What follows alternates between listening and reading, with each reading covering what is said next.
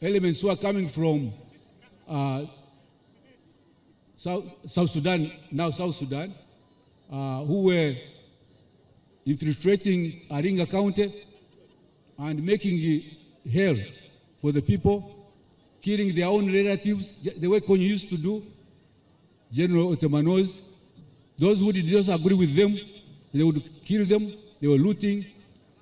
And in fact, this Yumbe had become a displaced people's camp, and people, the people would come from the village to seek refuge in the Yumbe, and only go back to the town, rather to the village for food.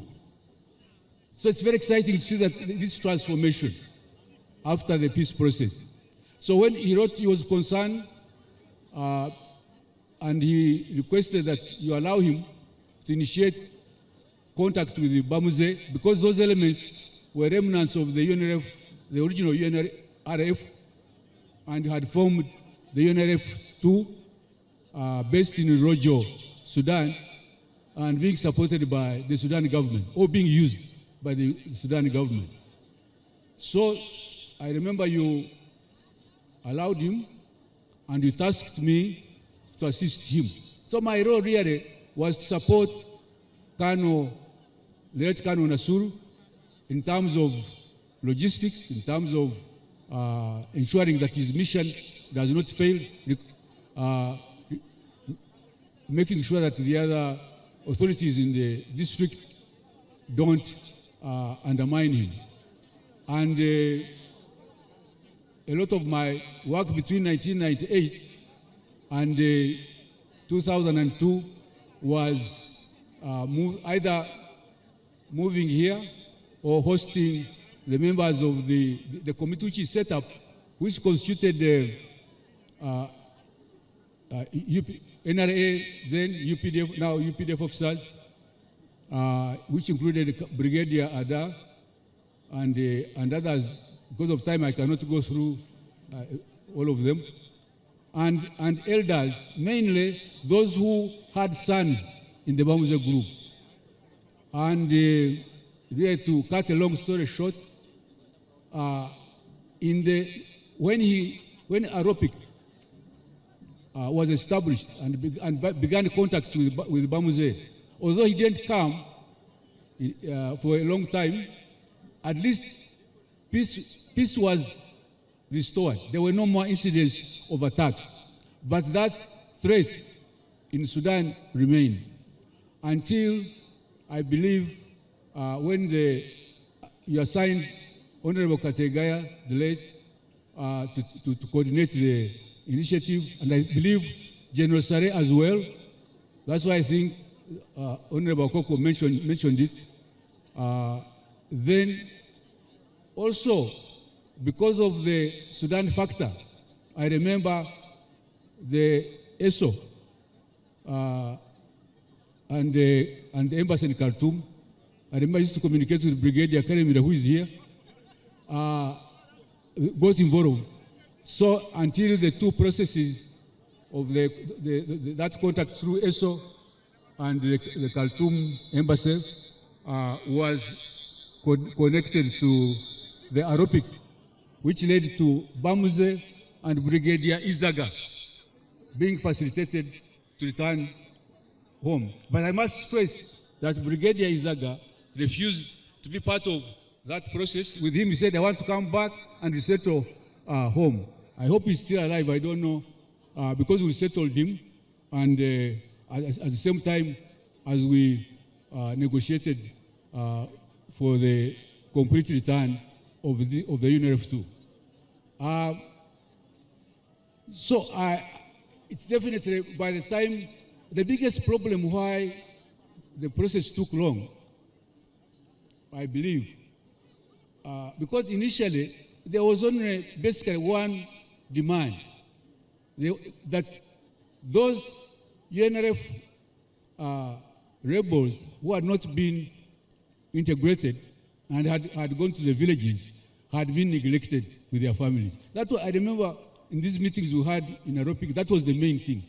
But then some other opportunists who Colonel Nasuru, I remember in his letter warned that we should not involve politicians. Sorry, I'm not making a judgment about politicians.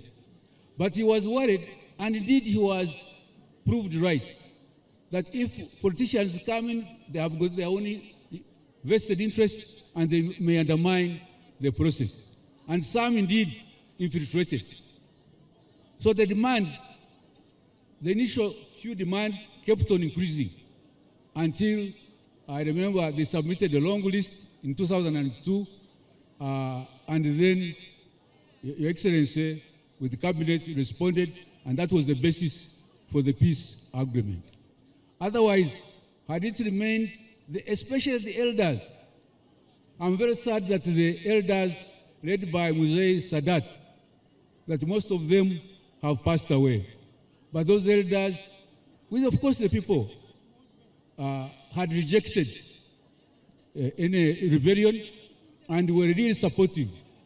I remember when I used to drive every month to Yumbe, I would pass by Arua, and then the businessmen there would laugh at me, thinking that I would never succeed to bring back Bamuzer. So when I told the elders, especially Muzee Sadat, to kind of encourage me, he said, you live with those.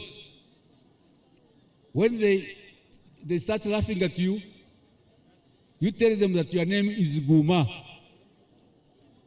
Guma in I think Rugubara, means laugh at me at your own risk. I will laugh last. And indeed, today we are celebrating laughing last against those who were thinking that the peace process would not succeed. And that makes this day really a day of celebration. I think I will end that. Honorable Koko has paid tribute to most of those who played a role.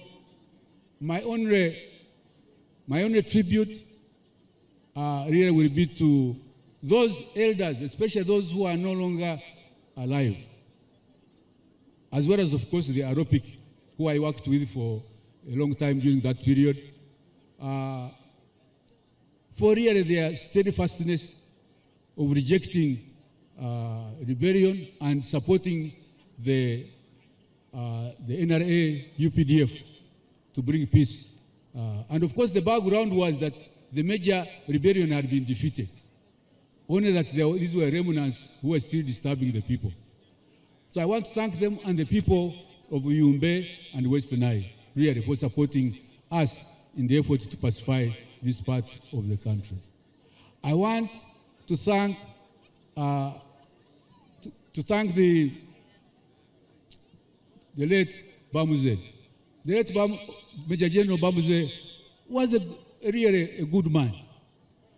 He may have had his own disgruntlement, but my interaction with him, and of course Your Excellency knows better, he was really a gentleman, but he was being confused. So we must remember him and honor him. Lastly, I should of course pay tribute to our comrades, General Tema and the late General Kazini, General Katumba. You have mentioned it, I want to really repeat. But we must also, their usual steadfastness and leadership played a role. And this, as I end, I want to request the representative of the CDF that really this story of bringing peace to West Nile, just like other places, should be a story that should be documented in the staff college for study, because it proves the correctness of the NRA UPDF ideology of creatively, and because of our commander-in-chief, really with genius, soft power with hard power, dialogue with where it's possible, and force where it's necessary. Award for.